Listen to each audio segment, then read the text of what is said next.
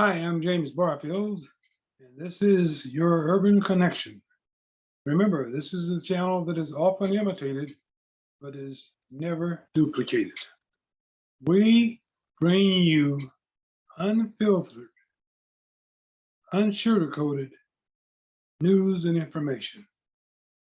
Our objective is not to entertain you, but to inform and educate you. The shows that you will see here, you most likely will not see anywhere else, not on your local television channels, not on your local newspaper, be that daily, weekly, or bi-weekly. And today, we are going to bring you a show that will only be found right here at Your Urban Connection.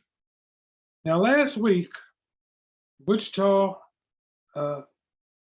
City Manager announced the two finalists for the position of permanent Wichita Police Chief. Now, I, at that time, posted a video and I warned you all that there were problems with both of these candidates, both of whom were retired from police departments, one in Miami and one in Philadelphia. Now, in particular, I informed you that the ex-officer from Philadelphia had retired only after being given an ultimatum to either retire or be demoted. Now, I told you at the time that this was abnormal. Here's a guy that was the second in command in one of the largest police departments in the country. Philadelphia, after all, is the fourth largest city in the United States. And this guy, after having been passed over by the city of Philadelphia, was given an ultimatum: retire or be demoted. Now, the question I asked at that time was, what was behind this ultimatum? And it appears nobody was able or willing to give a reason or an explanation. So I had to go find out for myself. Now, in my investigations, I discovered that not only had this officer been passed over for a police chief position by Philadelphia, but also by four other second-tier cities, namely Memphis, Tennessee, Columbus, Ohio, Akron, Ohio, and Albuquerque, New Mexico. So I asked, what is it that they know about this this former deputy commissioner from Philadelphia that Wichita doesn't know? And again, I got no answers.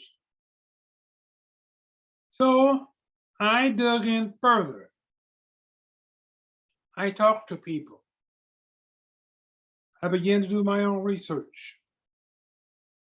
And I think I have found the answer to all of my questions. Now, that's not surprising. But what is surprising is the fact that nobody in the city of Wichita, it appears, and that includes the city manager, city council, the 10 or 11 review commissioners, committee that was selected to help appoint a new police chief, none of them could offer any answers. Now, Today, I saw on one of the local television channels that this was a unanimous decision by all 10 or 11 of those review committee people. Now, if what I'm about to tell you is true, and I have every reason to believe it is, then that means none of those 10 or 11 review committee people did any background checks, did any vetting of either one of these candidates, and certainly not the one that they've chosen to be the permanent police chief. See, 2 days ago, the city manager announced that he had hired the former deputy commissioner from the city of Philadelphia to be Wichita's new police chief. So, ladies and gentlemen, I'm about to break some news that you have not heard from anyone else. And that news is that the new Wichita Police Chief, who was announced 2 days ago, is a defendant in an ongoing lawsuit that was filed in 2019, and it's a 6-count lawsuit. And I'm going to tell you what it alleges. 3 counts of employment discrimination on the basis of sex and national origin. 2 counts, employment retaliation for reporting racial discrimination. And 1 count of First Amendment retaliation and Montel claims pursuant to Section 1983, then that's 1 count. Now, this is, like I said, an ongoing investigation. So it's not new. So none of these people can claim that this is new information. It is not new. And let me explain to you before I go any further. This is all public information. And if anybody wants to look it up, feel free. The lawsuit was filed under Cintron, that's CINTRON, versus the city of Philadelphia. That's Cintron versus city of Philadelphia. Look it up. Don't take my word for anything I'm about to say. And let me just tell you, any and everything that I have said to this point, and will say going further, is straight from the transcript of the trial in this case.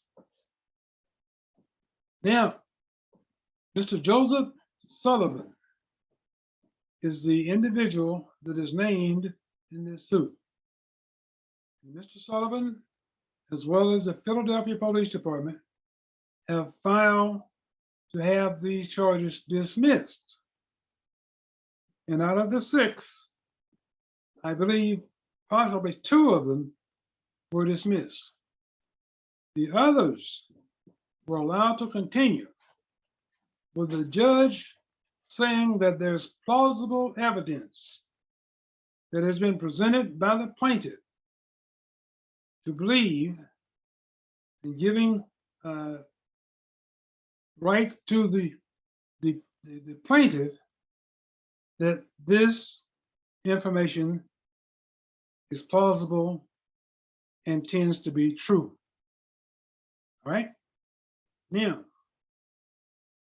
this lawsuit was filed by a former 27-year veteran of the Philadelphia Police Department.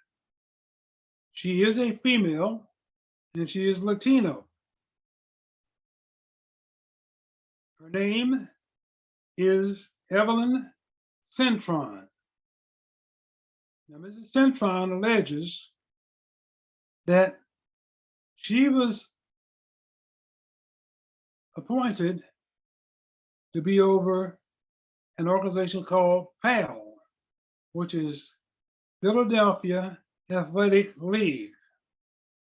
Now, this was a league for youngsters, young kids, and it had about 20 locations in the city of Philadelphia.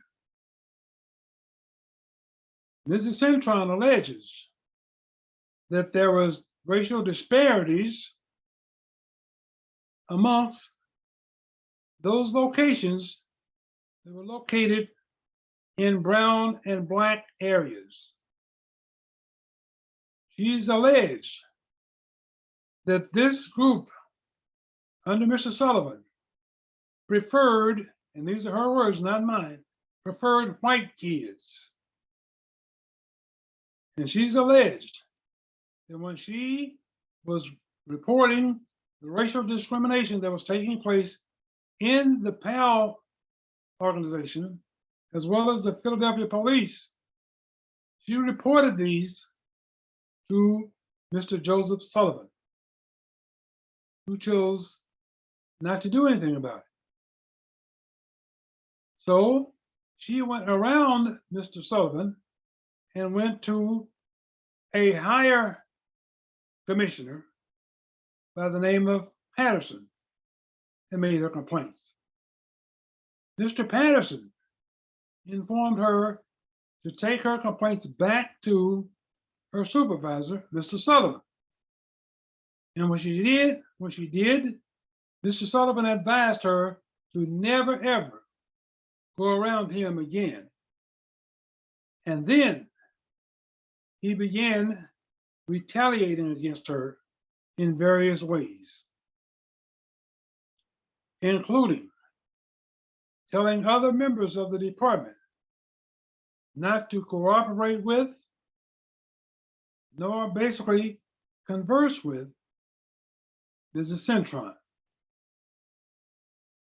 She began to get demotions and other activities that were, in her view, clearly signs of retaliation. Now, so ladies and gentlemen, I asked you, who was thinking about you as a taxpayer in the city of Wichita when they unanimously, without any vetting, without any background checks, unanimously supported this pick to be your next police chief? I suggest that the city go to the headhunter that they hired to recruit possible candidates for future city of Wichita police chief, seek to get a refund on the $58,000 that they paid this firm to bring this quality of candidates, whom both had baggage, and present them to Wichita for a finalist. As I said before, and I will say now, questions are unanswered. Questions that need to be answered. You have a right to know. You have every right to know the background of any candidate that is being considered to be a permanent police chief in the city of Wichita. This is public information. You have a right to know. You have a right to expect the people that are in charge of selecting and presenting a candidate for police chief to be open, transparent, and honest with you. Ladies and gentlemen, I'm sorry to say that has not been the case with this selection. So I'm not going to point fingers because I don't have enough fingers to do justice to this injustice that has been brought upon the city of Wichita. Again, I tell you, don't believe a word I say. This is all public information.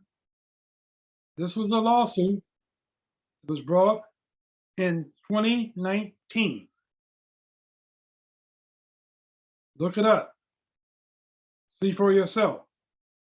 And then you start asking questions of everybody that was involved in this selection process.